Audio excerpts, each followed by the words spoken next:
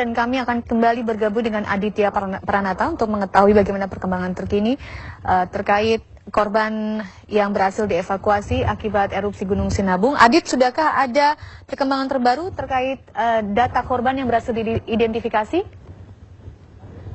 Ya, sampai dengan sejauh ini kami hanya baru mendapatkan 8 nama yang sudah teridentifikasi dari 14 jenazah yang berada di Rumah Sakit Umum Daerah Kabanjahe ini. Dan memang saat ini pihak dari tim evakuasi terdiri dari TNI, Polri, Basarnas, dan juga beberapa relawan mengatakan proses evakuasi sudah diberhentikan, namun akan dilanjutkan besok mengingat kondisi yang sudah malam, gelap, dikhawatirkan awan panas tidak terlihat, bisa saja kapan saja terjadi seperti itu. Baik, untuk menanyakan ataupun juga mengetahui lebih lanjut seperti apa proses evakuasi, saat ini bersama kami sudah ada perwakilan dari BNPB Nasional, Bapak Mayor Putong. Selamat malam, Pak. Selamat malam, Mas Adit. Ya, Pak Mayor Putong, kita ingin tahu, Pak Mayor Putong, kondisi saat ini seperti apa di lokasi dan proses evakuasi sendiri berjalan seperti apa? Baik, Mas Adit, proses evakuasi saat ini sudah kita bisa menemukan 14 jenazah yang rata-rata berusia 21 sampai 25 tahun. Kebanyakan dari pelajar, status pelajar. Mereka ditemukan di Desa Sukameria. Tepatnya berdekatan dengan jalur luncuran awan panas. Dan itu memang daerah sangat berbahaya yang tidak boleh didatangi oleh siapapun. Mereka kita temukan di situ ada beberapa kendaraan sepeda motor. Namun saat ini sudah ada 11 orang nama-nama yang sudah bisa teridentifikasi. Tadi masuk lagi 3 orang sedang diidentifikasi di dalam. Ada warga dari Medan, ada warga dari sini, ada warga dari Kutacane, Aceh. Ya, Pak, seperti yang kita ketahui, radius 5 km ini adalah zona merah dan dilarang masuk. Kenapa, Pak? Masih banyak saja yang masuk, Pak? Ini kadang-kadang petugas juga kewalahan mungkin. Tanda-tanda sudah kita pasang di sana untuk dilarang masuk. Ditempatkan juga beberapa petugas.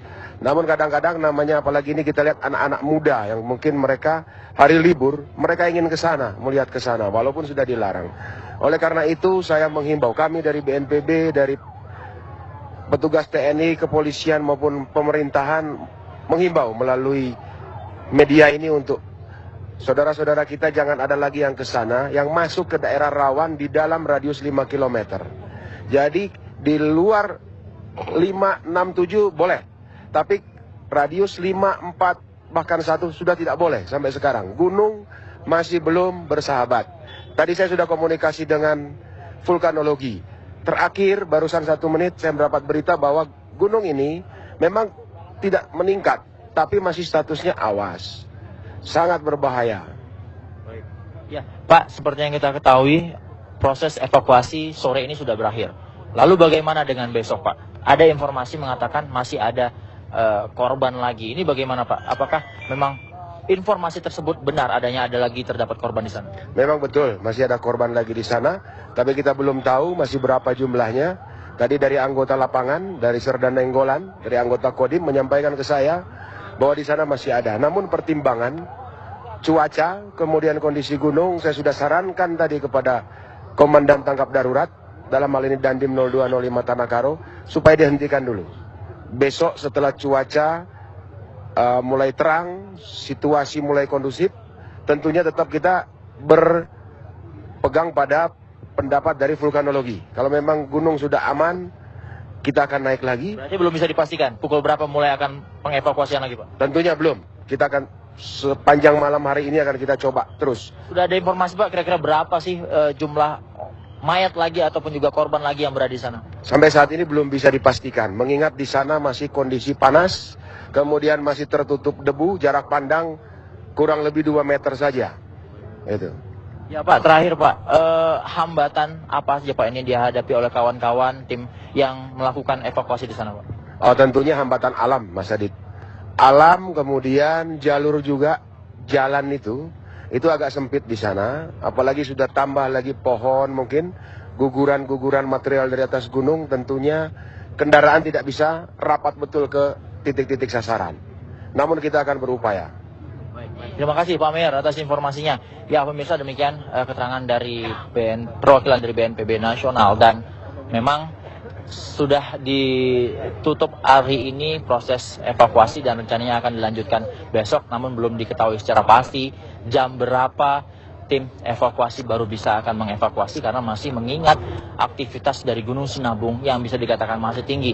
Walaupun untuk jumlah erupsi sudah mulai menurun dari biasanya. Sampai dengan saat ini kami mendapatkan informasi sudah terjadi 6 hingga 7 kali erupsi disertai juga dengan luncuran awan panas.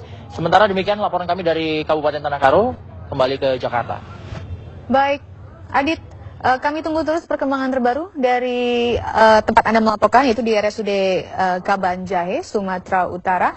Dan pemirsa, informasi yang kami dapatkan terakhir adalah sudah ada 14 jenazah yang berada di RSUD Kabanjahe dan yang berhasil dievakuasi. Dan sudah ada 8 orang yang berhasil diidentifikasi. Yang pertama adalah Alexander Sembiring, berusia 17 tahun, merupakan pelajar. Kemudian David Surbakti, 17 tahun, pelajar. Dipa Nusantara, pelajar. Kemudian David yang merupakan kelas 2 SMK Simpang Korpri. Yang kelima adalah Mahal Sembiring, 25 tahun, yang merupakan guru honorer SD Guru Kinayan asal Payung. Kemudian Rizal Saputra, 23 tahun, seorang jurnalis. Kemudian Teken Sembiring, 47 tahun.